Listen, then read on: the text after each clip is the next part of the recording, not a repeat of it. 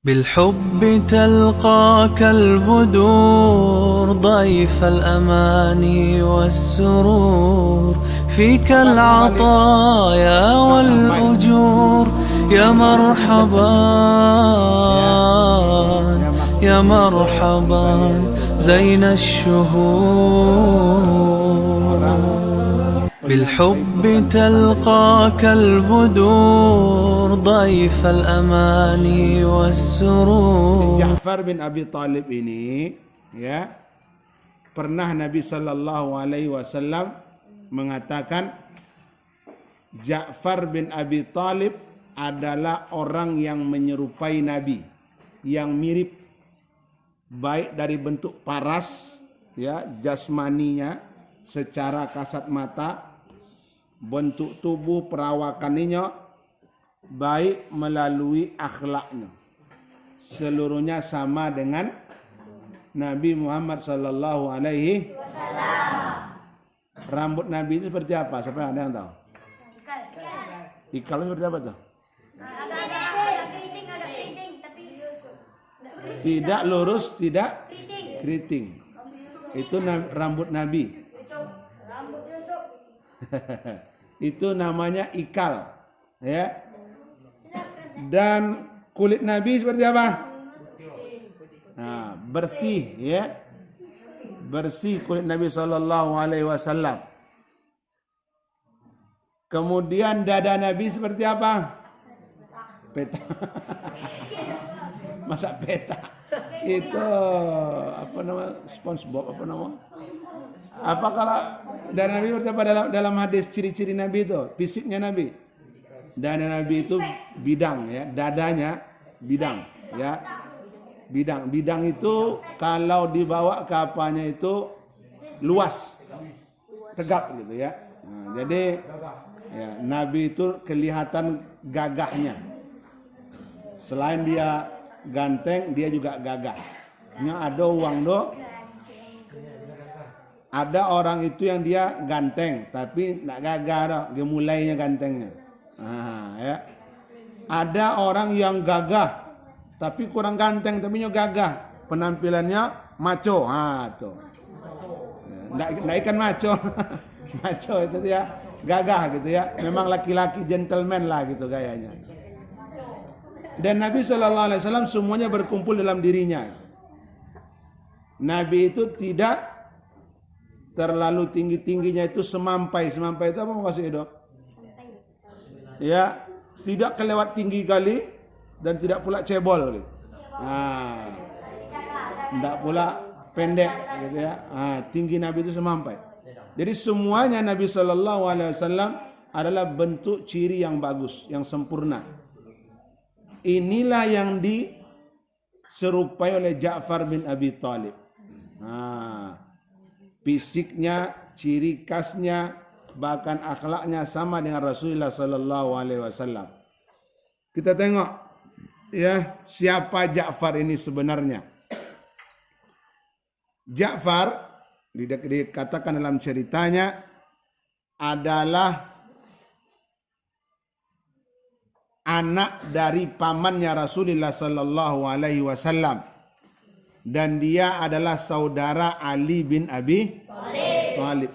Nah, jadi masih ada hubungan dengan baginda Rasulullah Sallallahu Alaihi Wasallam. Ini kalau menurut genetika, ilmu apa tuh? IPA, kimia apa? Sains. MTK. Genetika MTK. Gen itu IPA ya. IPA ya. Biologi ya. Itu genetika itu kalau tidak mirip ibu atau ayahnya berarti mirip daripada datuk, kakek atau paman atau mananya.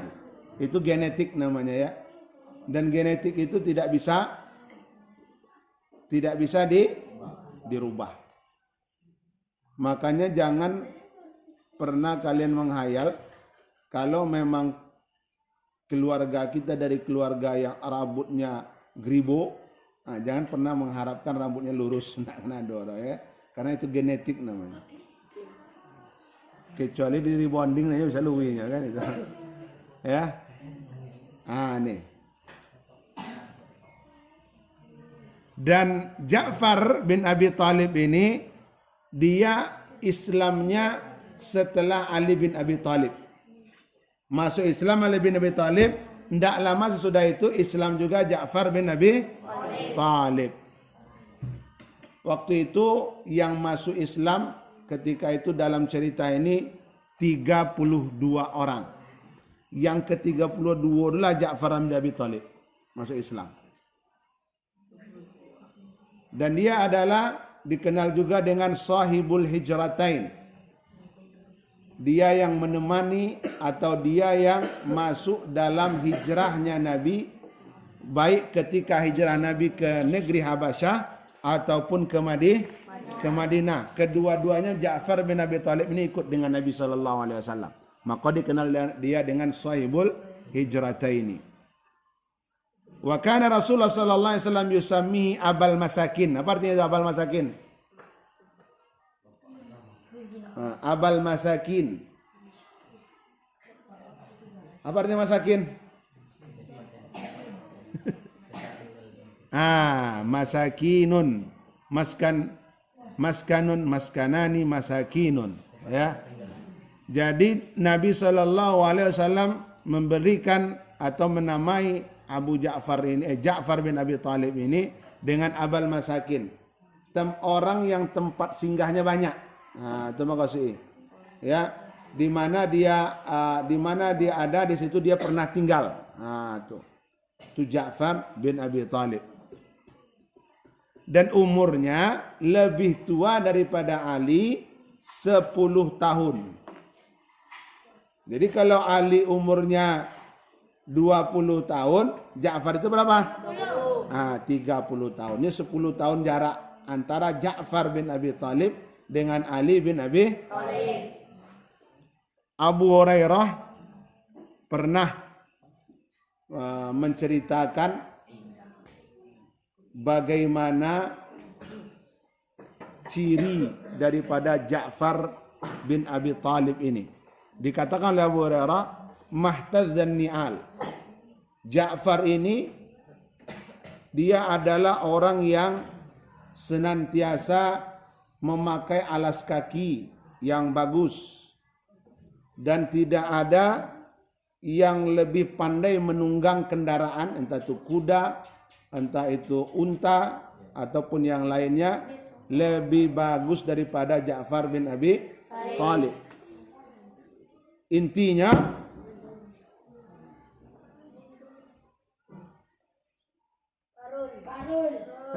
lihat sini. Intinya bahwasanya Ja'far bin Abi Thalib ini mendapatkan keahlian sebagaimana keahlian yang didapatkan oleh baginda Rasulullah sallallahu alaihi wasallam. Ini Ja'far ya. Kalau zaman kini jauh, bahkan boleh dikatakan tidak ada orang yang bisa menyerupai Nabi sallallahu alaihi wasallam, baik dari bentuk apalagi sifat dan akhlaknya. Nabi sallallahu alaihi wasallam dihina oleh orang, dia tidak pernah membalas dengan hinaan. Kalau awak dihina oleh orang, balik. Ya kan? Buak, cingkuak, kondiak, anjang. Nah, saudara kalau dibalik-balik dia kan? Kalau Nabi sallallahu alaihi wasallam dihina oleh orang, dia diam. Diamnya tidak pernah dia membalas. Makanya saya bilang tadi, di zaman sekarang jarang bisa kita jumpai orang yang memiliki sifat akhlak seperti akhlaknya baginda Rasulullah sallallahu alaihi wasallam. Diludahi oleh orang, tidak pernah dibalas Nabi. Awak jangan diludahi, tersenggol, tidak sengaja, tersenggol, tidak sengaja. Apa kita bilang? Tidak ada matong kan? Nah, itu kadang-kadang aja. Mandang aja, aku macam bawa tadi macam. Nah, itu. Menambuang memang buang ya. Itu kita. Ya. Jadi tidak bisa kita jumpai di zaman kita ini sebagaimana yang dimiliki akhlak oleh Rasulullah sallallahu alaihi wasallam. Sementara kita mengaku sebagai pengikutnya Nabi Muhammad, tapi akhlak kita jauh dari akhlak baginda Rasulullah sallallahu alaihi wasallam. Min sifati Ja'far bin Abi Thalib. Apa artinya itu? Sifat-sifatnya Ja'far. Sifat itu apa? Sifat itu apa? Perilakunya. Tengok. Perilaku Ja'far bin Abi Talib yang bisa kita contoh, yang bisa kita teladani.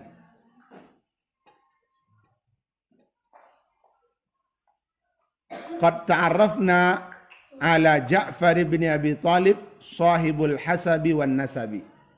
Kita telah mengetahui bahwasanya Ja'far bin Abi Talib ini adalah orang yang dari segi keturunan dia bersambung dengan Nabi, dari segi ke derajat kedudukan keluarganya dia juga orang terpandang.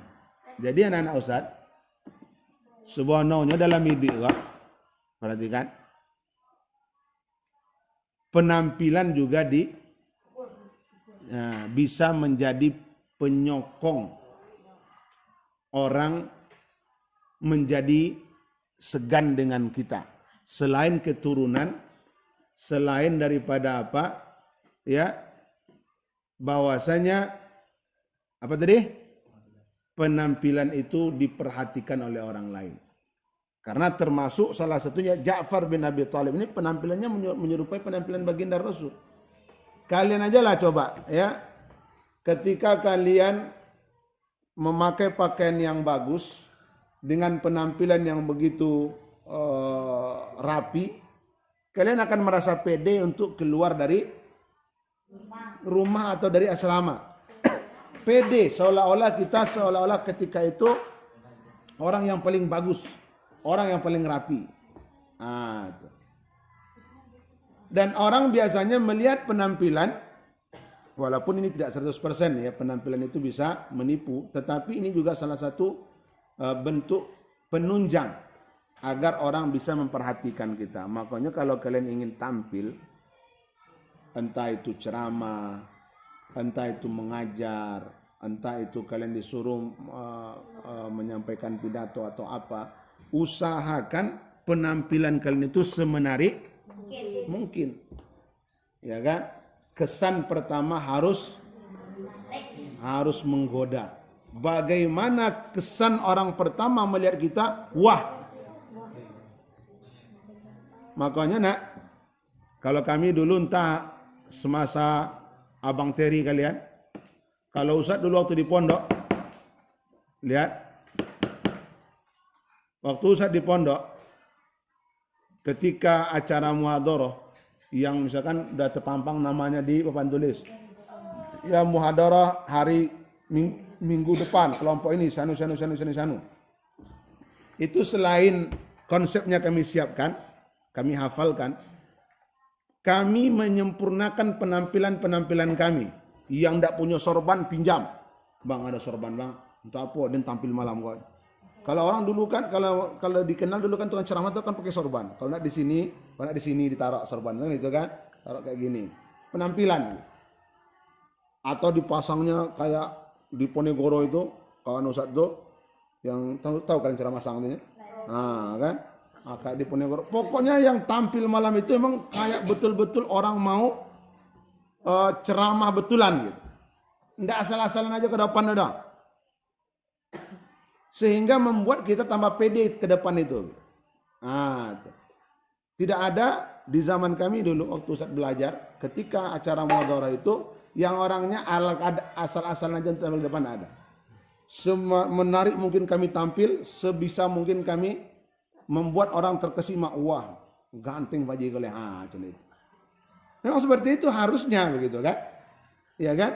Kalau kita ingin apa yang kita sampaikan itu diperhatikan oleh orang lain. Selain memang isinya juga harus bagus, tapi penampilan juga mendukung. Walaupun tidak 100% seperti itu. Pikir lama embong penampilan ke depan. Leyo kenya kata orang kan, haha. Nggak yakin orang dah. Makanya penampilan harus diperhatikan. Kalau bisa isu yang ceramah-ceramah doa, buat memang condo-condo. Kenapa di TV Ustaz yang tampil ceramah tuh? Tengok. Rapi pakaiannya gitu kan, necis dia gitu. Seperti itu harus kita tampil. Kenapa? Karena ketika sudah kita di luar, orang pun akan perhatikan hal-hal yang sesepele itu, orang akan perhatikan. Makanya di dalam apa? Di dalam musabakoh itu kan di situ ada penilaian untuk penampilannya gitu kan, Pak, adabnya dari Pak sisi bagaimana pakaian dia, bagaimana cara dia naik podium segala macamnya, bagaimana cara dia memulai, itu ada nilainya pula. Kenapa? Karena itu penting, walaupun tidak 100%, tapi itu penting agar orang bisa yakin dengan apa yang kita sampaikan, dengan kita buat gitu. Nah, ini Ja'far bin Abi Thalib dari segi penampilan dan nasabnya memang dia adalah orang yang terpandang. Qulnal an nudzakkira ba'du sifatihi. Sekarang kita sebut aja sebahagian dari sifat-sifat Ja'far bin Abi Thalib. Dalam sebuah hadis yang diriwayatkan oleh Abu Hurairah, Rasulullah sallallahu alaihi wasallam mengatakan, "Ra'aitu Ja'faran yatiru fil jannah ma'al malaikah." Kata Nabi sallallahu alaihi wasallam, saya melihat Ja'far yatiru fil jannah. Apa artinya itu? Terbang di surga ma'al malaikah. Bersama berarti malaikat itu terbang. Malaikat itu punya sayap. Itu. Apakah sayap malaikat itu sama dengan sayap burung merpati, burung Garuda? Tidak. Dalam sejarahnya ketika malaikat Jibril membentangkan sayapnya, maka gelap dunia. Satu sayapnya aja baru di bentangannya, ya, tertutup dunia. Gelap dunia ini, bayangkan ngodang sayap itu. Jadi kan ada viral itu di media sosial, orang nampak kayak manusia pakai sayap terbang-terbang di awan gitu. Penampakan malaikat katanya kan. Allah Ta'ala tayyutatido itu nantu dawa'ada gitu kan. Padahal di dalam sejarah, kita baca sejarah Nabi SAW ketika malaikat Jibril membentangkan sayapnya itu gelap dunia ini.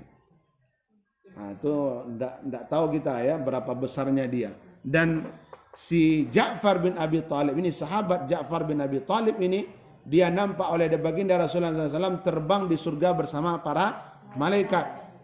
Qala fi dzalika Rasulullah sallallahu alaihi wasallam ba'da an istushhida. Nabi sallallahu alaihi wasallam mengatakan ini setelah terbunuhnya Ja'far bin Abi Thalib. Nah, Ja'far kalau uangnya yang pernah saya ceritakan dalam beberapa pertemuan kita, orang yang memegang bendera yang dipegang dengan tangan kanan, dipotong oleh tangan kanannya, dipegang lagi, dipotong lagi, dia pegang dengan apanya, itulah diganti tangannya ini oleh Allah Subhanahu wa taala di surga dengan sayap. Sehingga Nabi sudah melihat Ja'far ini terbang dia di surga bersama para malaikat. Dalam hadis yang lain dari Ali bin Abi Thalib, Nabi sallallahu alaihi wasallam bersabda, "Amma anta ya Ja'far fa asbahta khuluqi wa khalqi." Nabi sallallahu alaihi wasallam mengatakan, wa kamu wahai Ja'far, kata Nabi sallallahu alaihi wasallam, fa asbahta, engkau telah mirip denganku baik dari segi akhlak maupun fisiknya, sama dengan saya ya, baik segi akhlak maupun jasadiahnya, secara zahirnya, fisiklinya sama dengan saya, kata Nabi. Wa anta min utratil lati ana minha. Perhatikan. Nah, perhatikan ya. Dan engkau dari keturunan saya. Kata Nabi sallallahu alaihi wasallam, masih satu nasab dengan Nabi sallallahu alaihi wasallam. Dalam hadis yang lain diterangkan tentang cerita baginda Rasulullah sallallahu alaihi wasallam ya. Nabi sallallahu alaihi wasallam mengatakan, lam yakun qabli nabiyyun illa u'tiya sab'ata rafaqa najaba wa wuzara. Belum pernah, kata Nabi sallallahu alaihi wasallam, nabi sebelumku diberi pendamping atau orang-orang yang bersekitarnya itu melebihi saya.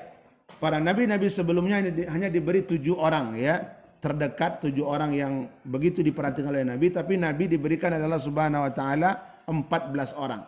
Dari 14 orang ini termasuklah yang menjadi pendamping Nabi yaitu Ja'far bin Abi Thalib. Selain 13 sahabat Nabi sallallahu alaihi wasallam yang lain. Nah, ini bukti nyata bagi kita Ja'far ini adalah orang yang dipercaya oleh baginda Rasulullah sallallahu alaihi wasallam. Bahkan Ja'far ini diterangkan dalam beberapa hadis dia adalah orang yang sering menahan lapar. Nah, awak dikasih sedikit, ketek kok bang. Ya kan? Nggak cukup kok dah ini, ya kan? Alah seketek sambal nak lo enak dah. Jangan ya. Ja'far bin Abi Thalib adalah orang yang sering menahan lapar. Bagaimana dia menahan laparnya? Diikatnya batu ke perutnya nih. Menahan lapar. Kalau kita dulu kan menahan, kalau taruh batu dia apa? Menahan apa tuh? Kalau kita dulu kan menahan BAB kan, menahan buang air besar, langsung ambil batu tuh kan? Tak ni saku belakangan. Tak ni saku tayo saja. Tapi memang mujarab juga kadang-kadang gitu kan. Hilang sesak adanya. Kalau Ja'far bin Abi Thalib menahan lapar, diikatnya batu. Ya, batu-batu kecil diikatnya di perutnya. Apakah itu berfungsi? Entah Allah Ta'ala tidak tahu. Tapi ini dalam beberapa riwayat diterangkan seperti ini. Dan Ja'far juga adalah orang yang sering dia minta dibacakan Al-Quran dan membacakan Al-Quran kepada orang lain. Jadi tidak ada salahnya. Makanya di sini Ustaz minta kepada abang-abang aliyah itu memperdengarkan hafalan kalian kepada mereka. Karena di dalam sunnahnya para sahabat Rasulullah Sallallahu Alaihi Wasallam, perhatikan ya, saling mendengarkan hafalan itu termasuk ajaran sunnahnya Nabi Sallallahu Alaihi Wasallam. Bahkan Nabi sering meminta ke siapa yang sering suruh Nabi, sini kamu bacakan Al-Quran kepada saya. Siapa disuruh Nabi? Siapa yang tahu? Ada yang tahu? Siapa? Malu pula. Siapa? Abdullah bin Mas'ud. Ya. Atau yang lain Abdullah bin Abbas. Yang sering diminta oleh Nabi sallallahu alaihi wasallam untuk membacakan Al-Quran. Nah, ini juga bukti bagi kita saling memperdengarkan Al-Quran itu bukan hanya sekedar tapi kita menerapkan sunnah dari Nabi Sallallahu Alaihi Wasallam. Nah, maka Ustaz minta kemarin itu kan abang-abang alia untuk kalian setorkan hafalan kalian, dengarkan hafalan kalian kepada mereka, dan mereka kadang-kadang nak juga masalah. Ustaz dulu nak, kalian mungkin sebagian kenal di Pekanbaru ada namanya Ustaz Suherzi. Ustaz Suherzi yang dia punya sekolah tahfiz di Panam. Nggak ada yang kenal? Nggak ada yang pernah kenal ya? Nggak ada yang kenal di sini? Oh, nggak ada. Kamu kenal Ustaz Suherzi? Faruk? Nggak ya? Nggak ada yang kenal ya? Itu Ustaz Suherzi itu, abang kelas di pondok.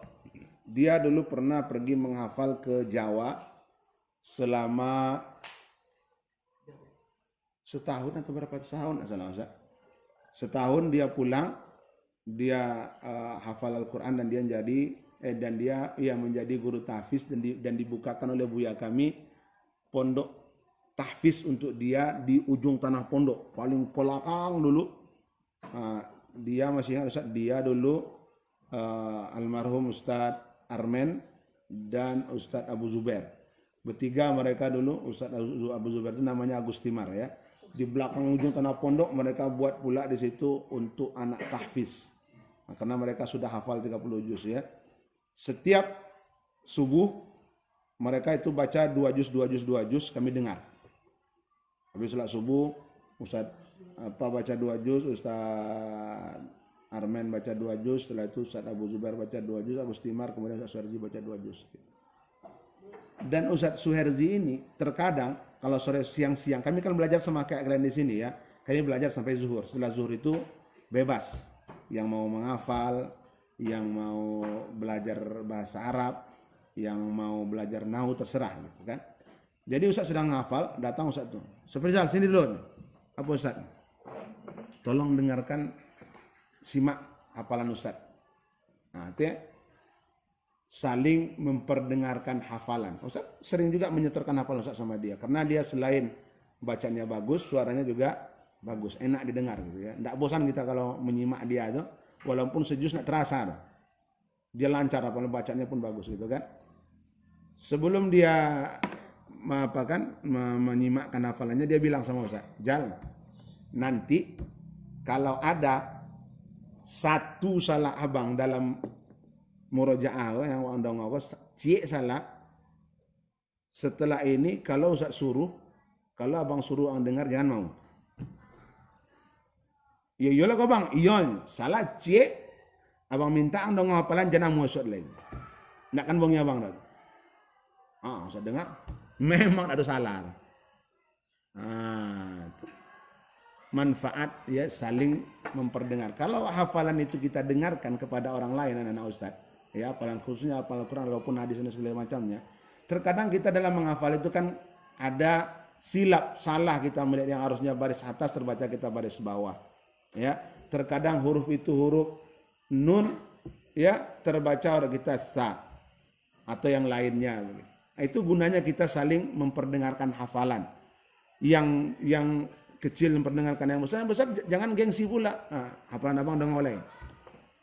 Seperti itu saling tukar menukar bacaan supaya hafalan kita itu benar sesuai dengan ada dalam Al-Quran. Tapi kalau hafalan kita tidak pernah kita setorkan, tidak pernah kita perdengarkan, Ustaz yakin banyak salah. Namun yang menghafal kan, hafalan itu belum pernah kita baca, belum pernah kita hafal, kemudian kita hafal itu ada bacaan-bacaan kata-kata yang baru yang belum pernah kita membacanya, belum pernah kita mengucapkannya. Anak kedengarkan kepada orang lain ya payah nantinya. Nah, ini juga salah satunya ya. Dan Ja'far juga dalam beberapa riwayat diterangkan dia adalah orang yang sangat pemberi, murah hati ya, ringan tangan istilah, bukan ringan tangan suka mukul ya. Ringan tangan di situ tuh mudah membantu, mudah memberi. Ya, suatu ketika diterangkan dalam beberapa riwayat, ya kalau tidak salah Ustaz ceritanya, ada beberapa orang datang ke rumah Ja'far. Karena Ja'far ini memuliakan tamu, dia sediakan segala yang ada dia punya, ya.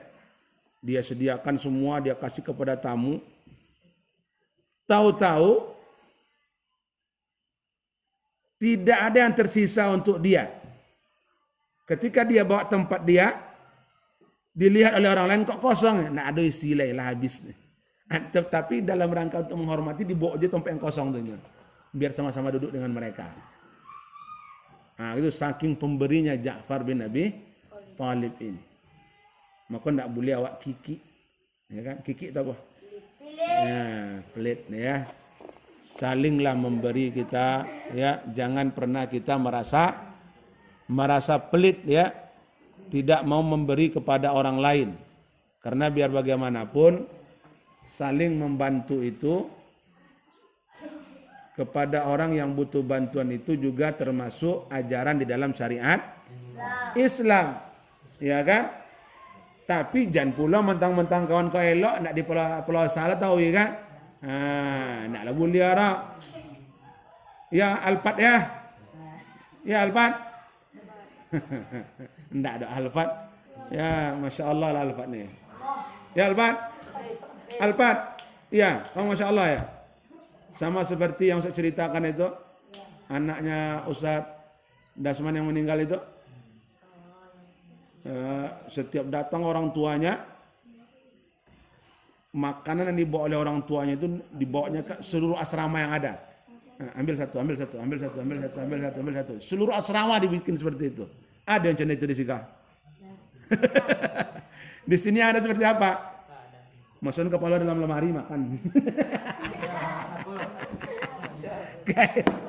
Iya enggak. Nah, berbagilah nak ya. Berbagi.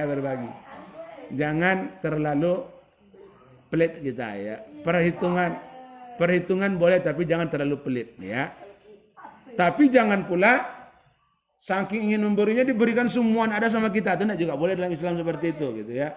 Iya makan sama-sama. Lebih apa? Lebih nikmat dan lebih berkah. Ya. Sama kayak sambal rendang ya. Rendang itu dibawa dari rumah.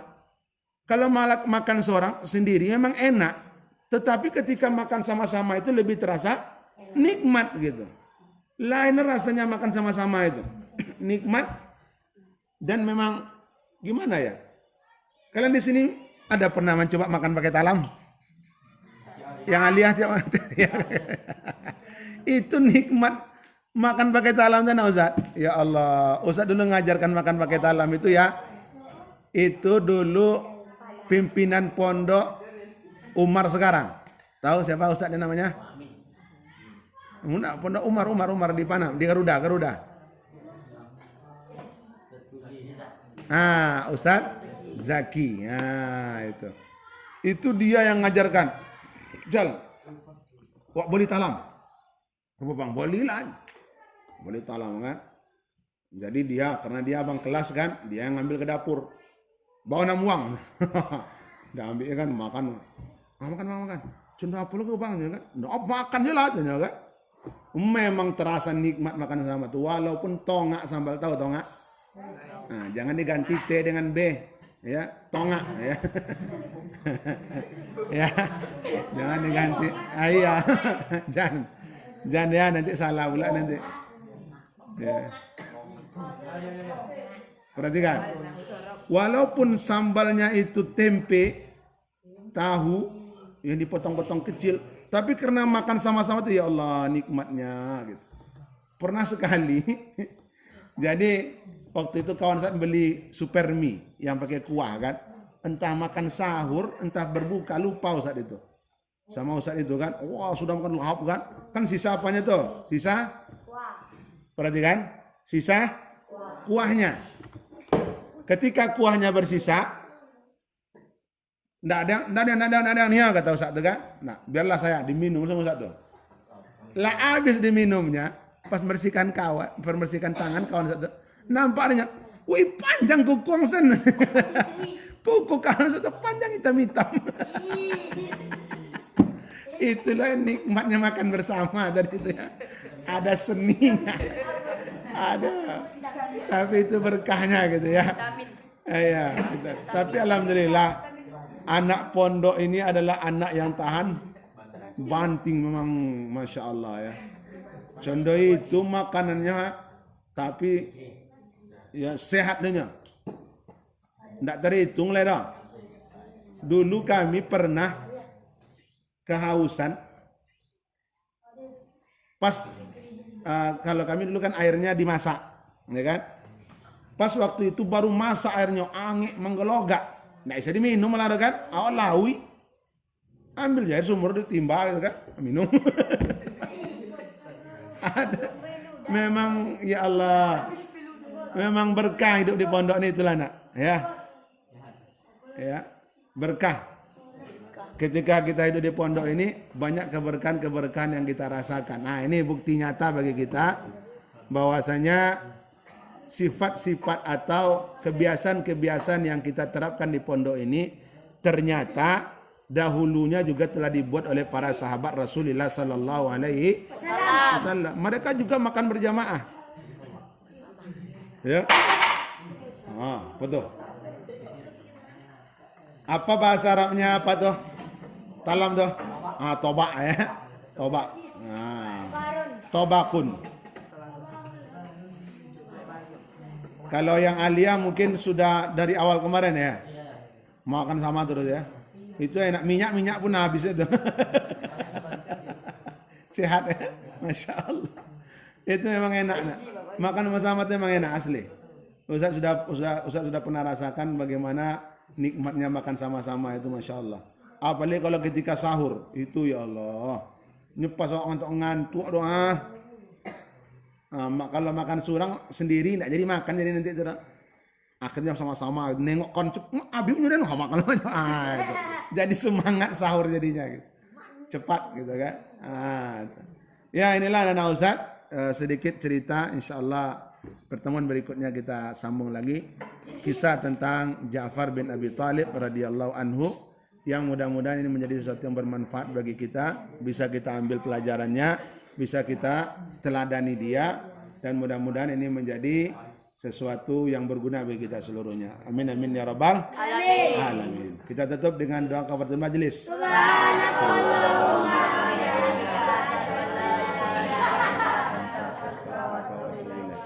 Assalamualaikum warahmatullahi wabarakatuh.